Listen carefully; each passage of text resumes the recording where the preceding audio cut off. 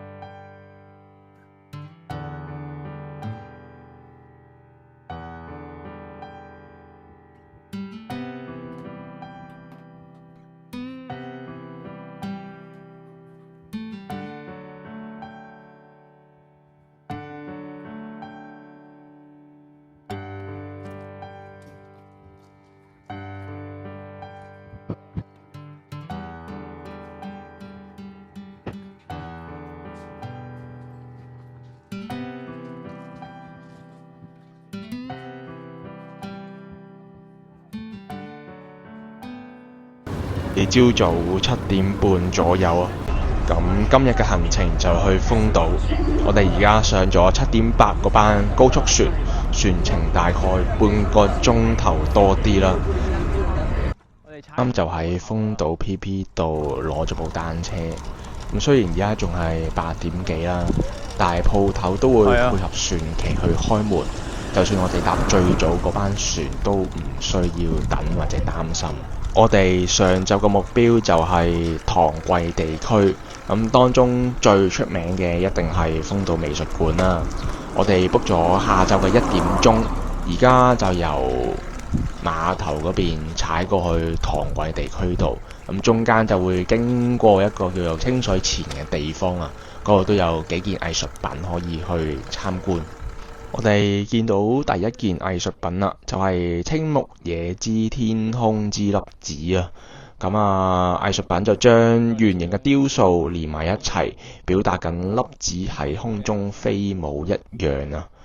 咁因為呢個地區都仲有幾件藝術品嘅，咁我哋就泊低部單車去四周圍探索下先。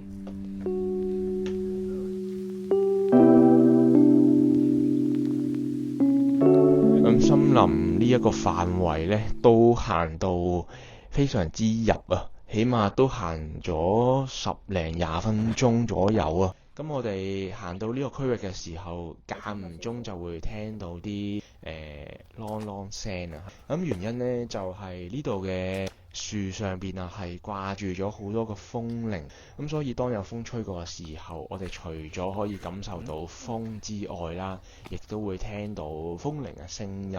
咁同時風鈴上邊就吊住咗塊牌仔啦，咁上面就寫咗啲人名喺度啊。咁其實係想表達翻人嘅記憶同埋靈魂係可以同聲音一樣去感受得到。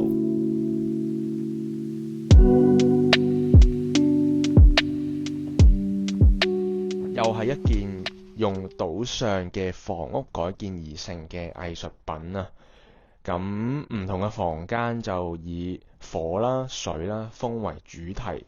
咁每間房入邊都擺放住居民啊日常嘅生活嘅用品為主角。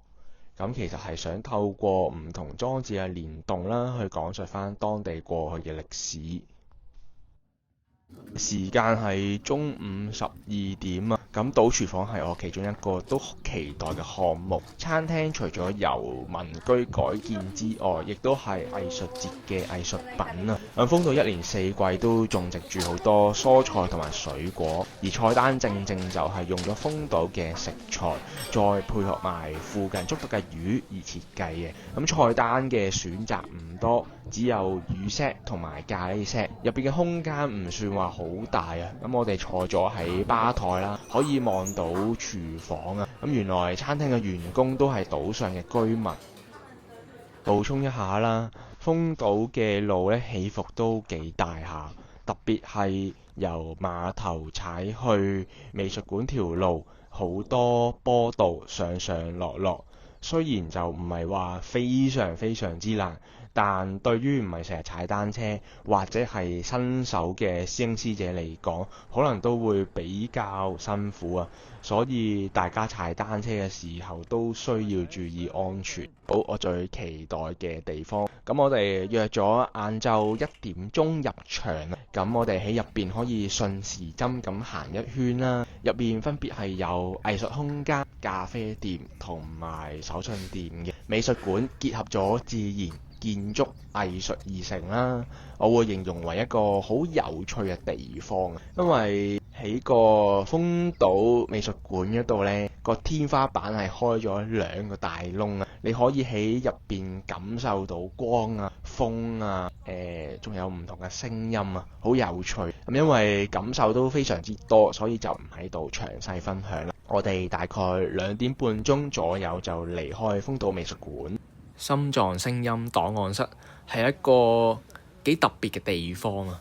佢收錄咗世界各地唔同人嘅心跳聲。一間起喺海邊嘅黑色屋仔，入到去係一間全黑嘅房啊！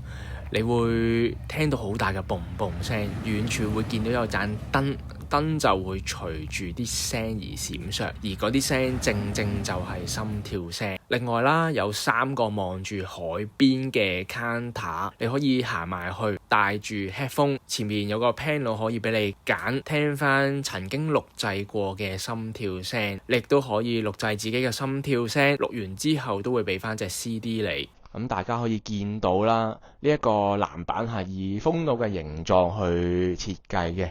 咁見到籃板上面亦都有6個嘅籃球架。咁究竟點玩就大家去決定啦。豐島華美館都係由舊嘅民居嘅主屋同埋谷倉改建而成。咁佢哋將繪畫同埋建築融為一體嘅美術館，當中最出名嘅應該係佢好富藝術色彩嘅廁所啊！咁我哋還完單車之後，就即刻衝過嚟碼頭呢邊排隊啦。咁豐島出返高松港嘅尾班船係5點4，其實我哋都早咗大半個鐘嘅時間嚟到排隊啦。但我哋去到碼頭附近嘅時候，已經見到非常之多人。咁隔咗一陣啦，已經有職員行到過嚟，然後派發整理券。咁我哋就好彩，都收到呢班船嘅整理券。但後我哋2-3個呢已經收唔到整理券啦。大家可能會好奇，喂，咁5點4呢班係尾班船出高松港，咁小島嗰邊會點部署呢？咁我都有上翻社交媒體度睇翻啲人，如果上唔到尾班船會點樣做呢？咁都見到有2個可能性嘅。首先第一個可能性就係船公司嗰邊會有加班船嚟接載上唔到尾班船嘅乘客，而第二個方法就係搭船去返江山嗰邊嘅雨野港，再搭返 JR 落嚟高松。雖然兩個方法都可以返嚟高松，但所用嘅時間就多咗好多啦，所以都想喺度提一提行程比較緊迫嘅朋友。如果你哋都好似我哋嘅行程咁，一落船就需要趕 JR 或者高速巴士嘅，記住早少少去到碼頭度排隊等船啦。咁今日豐島嘅行程就完結啦。多謝大家睇到嚟呢度，片尾都會放翻少少我哋喺島上收集到嘅地圖、船程表、巴士時間表等等，方便翻如果真係有師兄師姐去計劃夏季或者秋季嘅行程，唔知嚟緊會唔會見到大家呢？再講回程嘅時候，想做翻少少分享回顧啊，究竟星期幾去豐島會最好呢？因為藝術節期間真係好多人，特別係如果有其他島有閉館嘅日子嘅時候，好多人就會湧去今日有開嘅島上面。換言之，我會建議大家選擇喺冇小島閉館嘅日子嘅時候出發，因為可以由其他島幫手分散人潮，各個小島開放嘅時間大家就可以留意返瀨戶內國際藝術節嘅網站。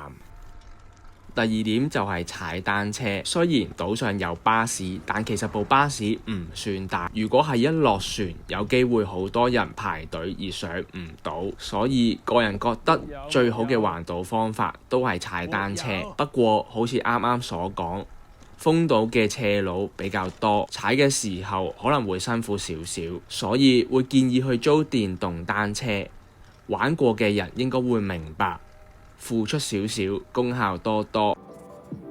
最後都想補充少少豐島美術館嘅感受，佢嘅外觀好似一個小水滴，其實入邊係白色咩都冇嘅空間，只有天花板兩個大窿，而我哋可以透過呢兩個大窿望出去。唔同嘅位置會有唔同嘅景色，另外每個洞口會連住一條線，佢會隨風飄揚。